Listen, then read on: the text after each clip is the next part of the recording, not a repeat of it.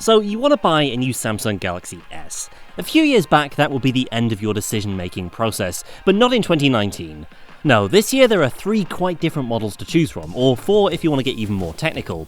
So in this video we're going to break down the main differences between the various S10 models and figure out who exactly each of the S10, S10 Plus, S10e and S10 5G is actually for. Take a sec to subscribe for even more S10 videos and we'll jump in.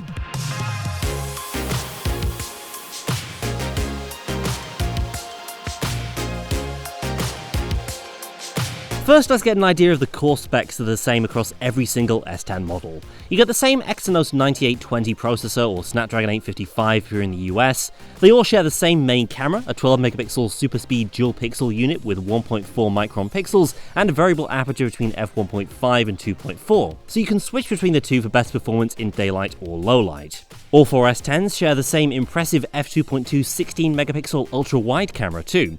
This has been one of my favourite parts of the S10 camera experience overall, and with it you get the same array of video options including really great software stabilisation. Of course, depending on which model you choose, you'll get between 1 and 2 additional cameras around the back.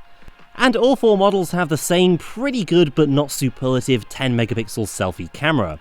They're all water and dust resistant, rated IP68, and they all have adaptive fast wired charging plus fast wireless charging, plus that all important and increasingly rare headphone jack. So let's pivot to the S10e for a second. This is Samsung's not-so-subtle answer to the iPhone XR, a cheaper, smaller model that offers a different balance of features compared to the standard S10. It has all the core specs I just mentioned that make it a true, undiluted Galaxy S10. It's got the same build quality as the other models too, with a chassis clad in metal and glass in a wide variety of colours. It's got a flat 5.8-inch Full HD Plus dynamic AMOLED display with that hole-punch camera in the screen. There's a choice of between 6GB of RAM and 128GB of storage, or 8 plus 256 for a little extra cash. You still get a microSD slot for easy expansion though. Given that it's physically the smallest S10 model, you also get the lowest battery capacity in the entire range, though it's still a perfectly acceptable 3100 mAh. In our full review, AC's Andrew Martinick found that the S10e was able to last a full day with around 4 hours of screen on time. It definitely isn't a multi-day phone though. The S10e is by far the easiest of the entire range to use with one hand, so if you're not a fan of big phones, this might be the best fit for you, even more so than the standard S10.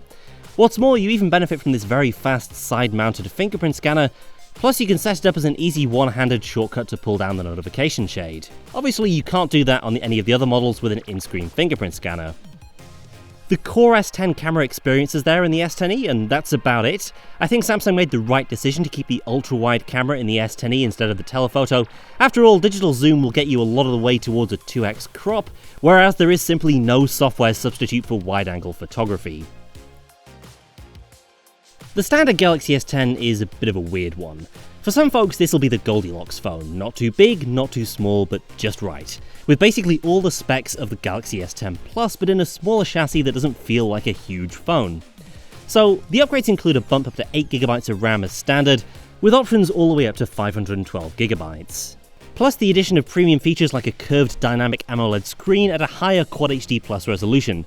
It's also a little larger at 6.1 inches diagonally, so it doesn't feel quite as cramped as the S10e sometimes does. It basically feels like a normal phone as opposed to an extra large phone. Plus there's no real camera compromise between the S10 and S10 Plus.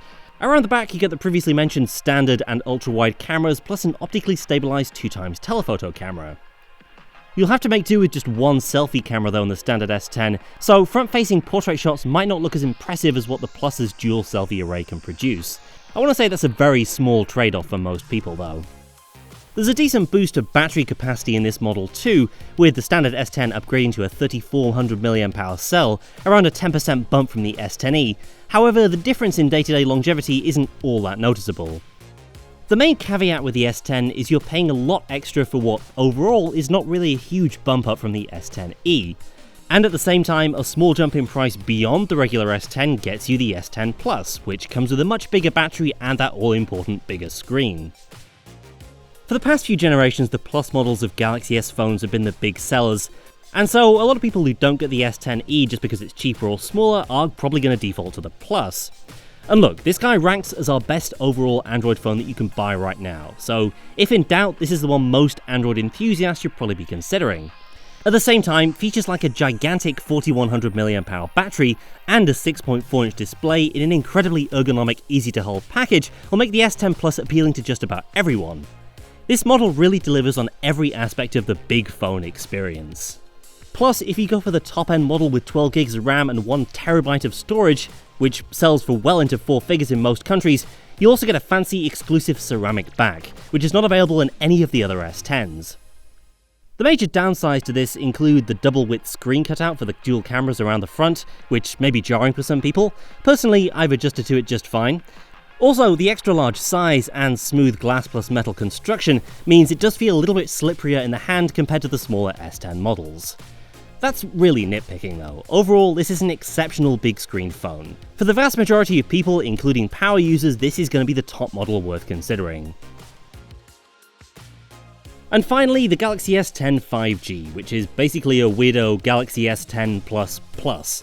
It'll launch later in the year in the US, Korea, and a handful of other countries where early 5G networks will be available. The screen's bigger still than the S10 Plus, 6.7 inches diagonally, largely to accommodate a huge 4500 mAh battery to fire up those power-hungry 5G radios. There's only one SKU of Galaxy S10 5G that's with 8 gigs of RAM and 256 gigs of storage, but with no microSD expansion, which is a bit of a weird side grade considering that 512 is available for the standard Galaxy S10. Whether you should buy any 5G phone in 2019 is extremely questionable. Early 5G networks are going to be expensive and extremely geographically limited, and for the vast majority of us, just not worth the trade-offs. Outside of its next-gen cellular capabilities, the S10 5G boasts a fourth rear camera, a new time-of-flight sensor that's dedicated to depth detection. It works a little differently to a standard secondary depth sensing camera in a lot of phones, and it's supposed to be a lot more accurate at determining the depth of your subject. Meanwhile, that TOF sensor has been supplanted in the secondary camera around the front as well, giving you more advanced depth sensing in both directions. But honestly, the only real reason to consider the S10 5G when it goes on sale is going to be the bigger screen and the larger battery. Both of these go a step beyond the S10 Plus, and some people will definitely want that. But by the time the S10 5G does go on sale, presumably at a price far beyond even the S10 Plus's $1,000, we'll be rapidly approaching Galaxy Note 10 territory, perhaps making the S10 5G a very hard sell indeed.